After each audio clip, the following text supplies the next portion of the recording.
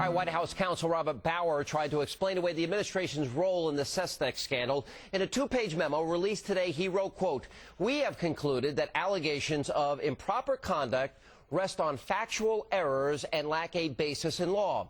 Well, I'm sorry, Mr. Bauer, but you may want to head back to law school. It is a federal crime to promise an appointment or employment as a reward for any political activity. Now, the U.S. Code reads, quote, "Whoever directly or indirectly promises any employment, position, compensation, contract, appointment, or other benefit for any political activity or for the support of or opposition to any candidate or any political party in connection with general or special election to any political office shall be fined under this title or imprisoned not more than 1 year or both." But there's more. Now, the Hatch Act prohibits employees of the executive branch from using, quote, "his official authority or influence for the purpose of interfering with or affecting the result of an election." So is this where President Bill Clinton comes into play? Does his role in the controversy release the White House from allegations that they may have broken the law? Joining me now with reaction is Chief Counsel of the American Center for Law and Justice, Jay Sekulow, and former White House counsel under President Bush, Scott Kofina, is with us. Guys, welcome to the program. Thanks for having us, Sean. Hello. Jay, does the fact that Bill Clinton working on behalf of Rahm Emanuel, does that release them from these statutes? No, to the contrary, I think it makes it worse because, number one, as you pointed out, under Section 600 of the Criminal Code, it says directly or indirectly.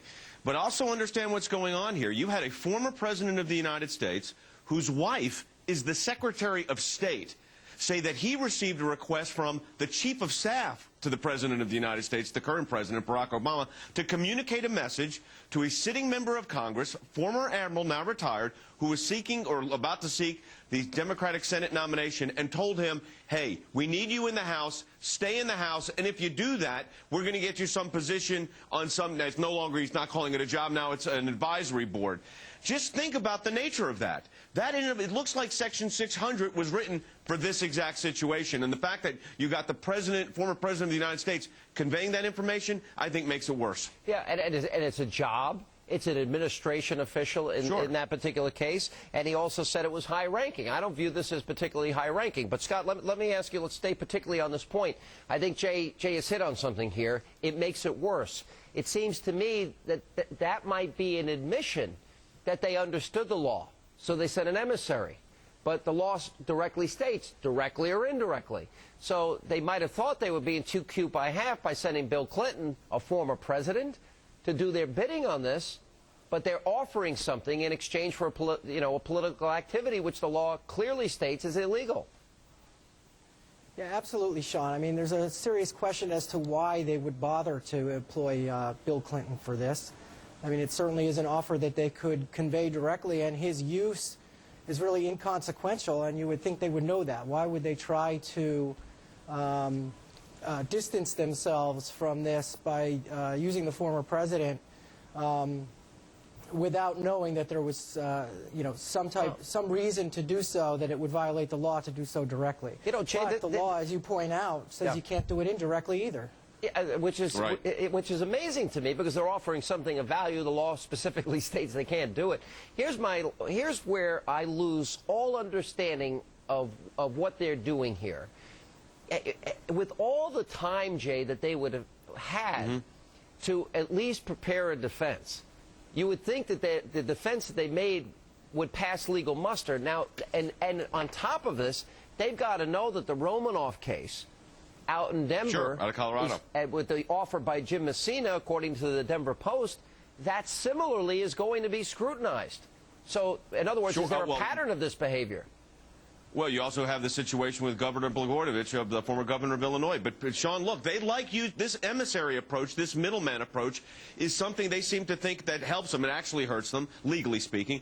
But also look at the pattern of that. You've got right now a situation going on where a communication today came from the White House to the congressman's brother.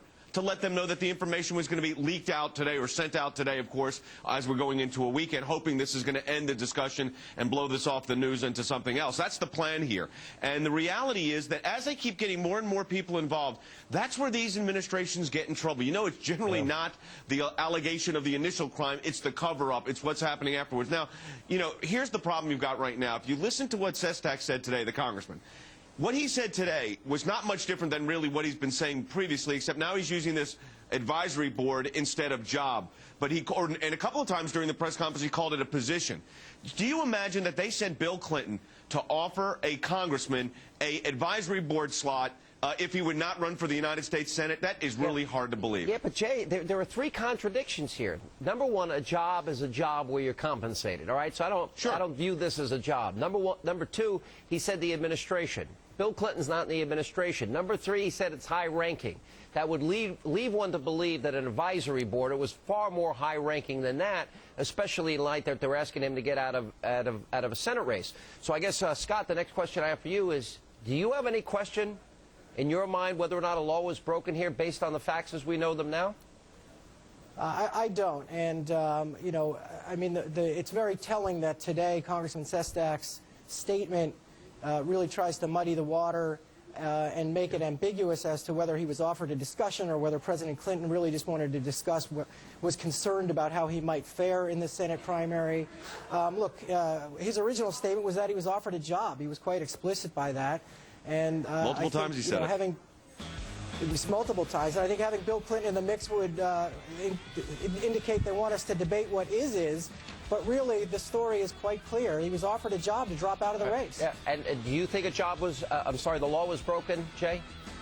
Absolutely. Section 600 and the Accessory Acts also. Section 2 of 18 U.S.C. says if you're an accomplice, you're responsible also. Well, so we also have Section 210 and 211, which come into play in the Hatch Act. And 595. Yeah, you're all right, guys. We need a special prosecutor looking at this. I agree with both of you. Yeah, all right, Sean, guys. Go ahead. Yes, Scott. Clear violation of the Hatch Act, Sean. Absolutely. This is not going away. Very interesting. They thought they had this covered, and they knew I was supposed to be off tonight, so they released this today. But I'm not taking off when important news breaks. There you go. All right, guys. Thanks for